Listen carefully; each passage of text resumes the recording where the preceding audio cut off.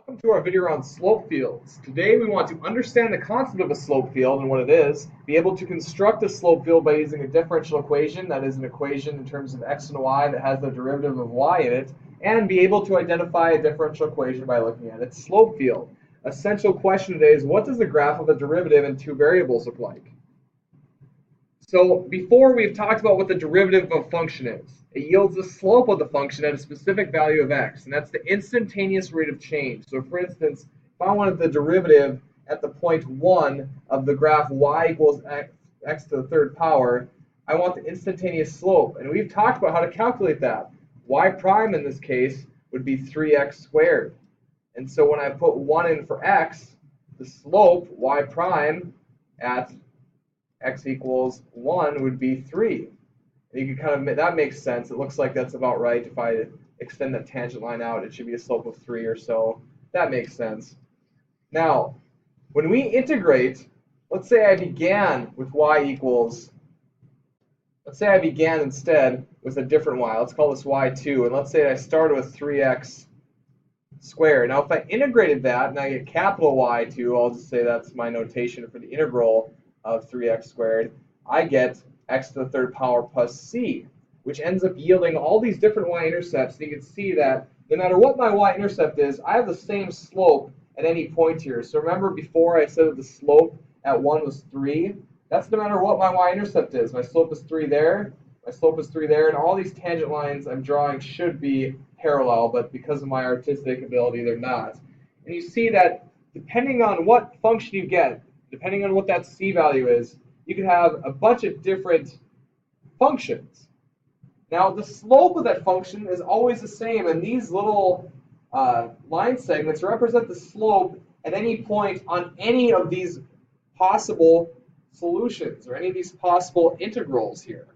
And so you can see that no matter what, if x is 1, I have the same slope no matter what, because changing the y-intercept on this graph does not change the slope of the function.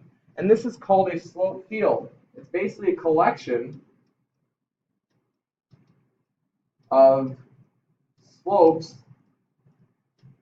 for every solution to a differential equation. That's not the formal definition, but that's kind of what I'm thinking of it as. So as you can see here, I have a differential equation, x plus y. This is saying that I have a function in terms of x's and y's that gives me the slope of some other third function. Now it's worth noting that this is going to be a function, and I should use the lowercase f. This is going to be a function in terms of x and y equals x plus y, because I need two inputs. I need to have an x input and I need to have a y input. And so if I were to graph this differential equation, this slope field, basically I'm graphing all of the possible slopes for any particular solution, any antiderivative of this derivative. And so my y-intercept might change and make different functions. And even if it's not the y-intercept, your function just might change depending on how you integrate it with that c value. Okay, so x plus y. So if I wanted to check out the point, the slope, if I wanted dy, oops, my pen is giving me some grief here. If I wanted dy dx at the point 2, 1, identify what that is in the graph. 2, 1, right here. If I want to know what the slope is, I'd put 2 in for x and 1 in for y, because that's what the ordered pair was. 2 plus 1 is 3. So the slope at 2, 1 is 3. So I kind of estimate here. I'm just kind of using my pen to estimate the slope of 3. Now let's do some other ones. I'm just going to kind of work in a rectangle here and see if we can get a bunch of different slopes here. So let's do dy dx at the point, let's say 1, 1. And actually, I just realized I plotted that at the wrong point. Sorry for all of you who are screaming at the screen right now, being loveless, you're idiots. Should go right there. X is 1, y is 1, so I do 1 plus 1. Now the slope is 2. The slope is going to be a little less steep. I kind of imagine drawing a line through this with a slope of 2, maybe closer to that. You don't have to be perfect, but you should get the sense that my slope is a little less steep. And you could do this essentially as much as you want. Let's do 0, 1, just continue our pattern. 0 plus 1, just 1. Slope is 1 right there. What about when I have a negative x value? Negative 1, 1, Negative 1 plus 1, the slope is 0. So now I have a flattened slope. I'm going to pause the video and try to complete as much of this as I can. You can see that once you get the whole thing complete, it looks like I almost had it complete. And it's not exact, but you can see clearly that it's forming some sort of pattern. It looks almost like something you'd see on the Weather Channel, some weather front that's coming. And that's because this represents a general shape or slope of a curve at any point here. Now this is a differential equation dy dx, and remember we've solved these before. We separate the variables out. Now if I subtract y from each side, dy dx minus y equals x. And this one's going to be kind of hard to solve. I don't know if I'll be able to solve this one. This is maybe not be separable.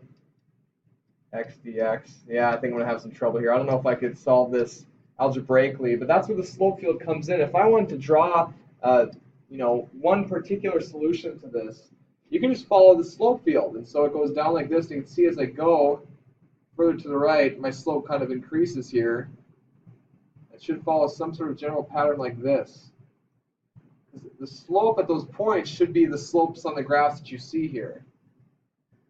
So it should be some kind of curve. And that's what one use of this is, that it might help you get an idea of what a graph looks like based on its derivative, even though you can't actually solve it algebraically over here. So here's another possible solution. So again, I'm going to follow the slope at a certain point. But as I go to the right, now this one's going to go down. Right? This one's going to go down. The slope should be really steep by that point here, like that. And so you can see that the slopes don't always have to look exactly the same as long as you're following the slope field as a map of their direction. Okay, we'll move on to the next slide now. Now we have dy dx equals y over x. And so that means that given some point, you just divide the y coordinate by the x coordinate. So for the point 1, 2, you'd have 2 over 1. So the slope would be 2 at the point 1, 2. So here's the point 1, comma 2. Slope is 2, so I'm kind of estimating right there. By the point 1, 1, I have 1 divided by 1, slope should be 1. Okay, like that. If I have 1, 0, that means 0 over 1, slope would be 0. Okay, great. In fact, what do you know about all these points here? When y is 0, the slope should be 0. So it's going to be 0 here, like so. I'm going to skip anything on the y-axis because that's indeterminate. Okay, so it's not going to be good news. I don't know what that is. If I go 1, negative 1, I'm going to have negative 1 over 1, so it's going to be a negative 1 slope. If I have negative 2 over positive 1, it's going to be here, like so. There you have it. You can keep going up on this one. If I have the point 3, 1, the y value is 3, the x value is 1, so it's going to have a steeper slope like this. And there you have it. There's 0, 1. And you can keep filling this in. This is going to be a really boring video if you see me do this. But let's just see what happens. Can I solve this differential equation? If I divide by y on both sides and multiply by dx on both sides, I get this differential equation. And I've separated out what happens when I integrate. I get the natural log of y plus c equals natural log of x plus c. And I'm being lazy, this should be an absolute value. Okay, and then I could take e to both sides of this equation. I get e to the natural log of y plus c equals e to the natural log of x plus c. Now by the properties of exponents, consider that word for a second. I know this is the same thing as saying e times e to the c, e to the natural log of x plus c. So then every time I take e to the natural log, it's whatever the argument is. So it's y times e raised to the c equals x times e to the c. And e to the c can just be some constant, so I have c times y equals c times x. So in that case, y equals just c, I'm going to call it c1, c2, this is going to be c3 times x, some third number, okay? So we know that this is going to be, the solution to this differential equation is going to be just a line with any kind of slope. And you'll see what happens. I'm going to go ahead and fill in a couple more of these, and you'll see what I mean when I say that, okay? One moment. I'm getting kind of lazy here. This just takes a really long time to compute and think about, but look at what my solutions should be. My solutions should be some line with a slope of whatever the constant end up being the y-intercept of 0. Now look at my slope field. If I were to start drawing solutions to this, it would just be lines that pass through the origin that have a certain slope. You can see that my y equals x1 is an obvious line with a slope of 1. But if I started here and I kept that same slope, that would be another possible solution. As long as your y is equal to some slope of x, and even right here, what's the slope at this point? At -2 over -5 would be 2/5. So if I look at a slope of a line with 2/5, the line that passes through that should pass through all the points that have the slope of 2/5, which is kind of hard. It ends up looking parallel to the other one. I'm trying to get this to look nice for you, but it's difficult. But there you have it. So slope fields basically give us a solution. All right, and this one I can solve for. So I basically can just multiply by dx, right? If I solve this by multiplying by dx and integrating, I have 1/2 sine of x dx. Oh, I forgot the x. Sine of x dx. Integrate both sides, so then I get y is equal to -1/2 cosine of x dx plus c. So this graph should look like a cosine graph with an amplitude of, like, shrunk by 1/2 plus some constant c. All right, let's graph some of the solutions to this one. This one's going to be a little bit more difficult. I'd have to kind of think about this in terms of pi. And so here's pi 3.14 right there. Maybe 1/10 of that should be here. 6.2 would be maybe here. I should really have picked a better graph. One moment. You can see here I've actually just found this on Desmos. It's a slope field generator, so thank goodness I don't have to actually draw any more of these. So you can see that every single solution or every single family of curves would just look like a cosine graph, right? The slope at 0 would be flat, and it comes down and it kind of goes up. So let's follow the orange one. It goes flat, and it should be negative, so it should be inverted. So it goes flat, then it kind of goes up, this, and then kind of flattens out again. You can see that if you're following my cursor, that's what the slope is telling us to do. It tells us to go horizontally, and tells us to slope up a little bit. As we go up, it tells us to slope down a little bit. And slope down even more, and flatten out again. Slope up again. You see how I'm changing my mouse depending on which way the slope is going? So that makes sense. Our differential equation, when I solve it, is going to be some negative cosine graph with an amplitude of 1/2 plus some different y-intercept. Now here's the last part of this video. You just need to choose which one demonstrates this particular differential equation. Well, just pick some points and just see if one of these stands out to you. So let's just calculate some. Let's put 0, 0 in first. What should it look like at the origin? 0, 0, the slope should be -2. So it can't be choice 1 because the slope at 0, 0 is positive on that one. Well, this one could be a contender. I can't tell if it's -2 or not. It looks close to that. Let's go to this one. That could also be it. And that could also be it. Well, let's choose a different one. Let's choose a different point that could tell us something. Let's do maybe 6 something. Let's do 6/2. Let's see what happens. At 6/2, I have 6 plus 2 minus 2, which is just 6. So at 6/2, the slope should be 6. Well, that doesn't really help us either. Let's pick some other points. So where are these graphs different? Okay, let's go diagonally.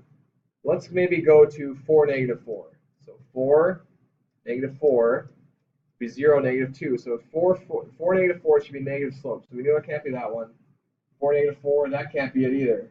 Well, -2, that could be it. 4, -4, can't be that one. That one's flat. So we eliminated 2 of them. 4, -4, that doesn't look steep enough. So it has to be this one. Now you could generate this just to check. I'm going to do that on my Desmos calculator. It looks like x plus y minus 2. Let's open up my Desmos calculator again. Change this. X plus y minus 2. X plus y minus 2. Oops, 3. There you have it.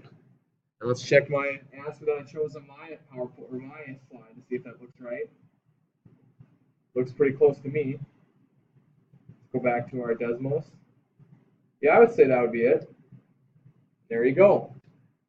We'll talk way more in slope fields here. I'm going to get you some graph paper to help you do the slope fields. I'm not going to expect you to do more than like 6 or 7 or maybe 15 points at once. That's way too many graphs to do. But hopefully you understand what a slope field is. You can construct one given enough time and be able to identify a differential equation by looking at a slope field.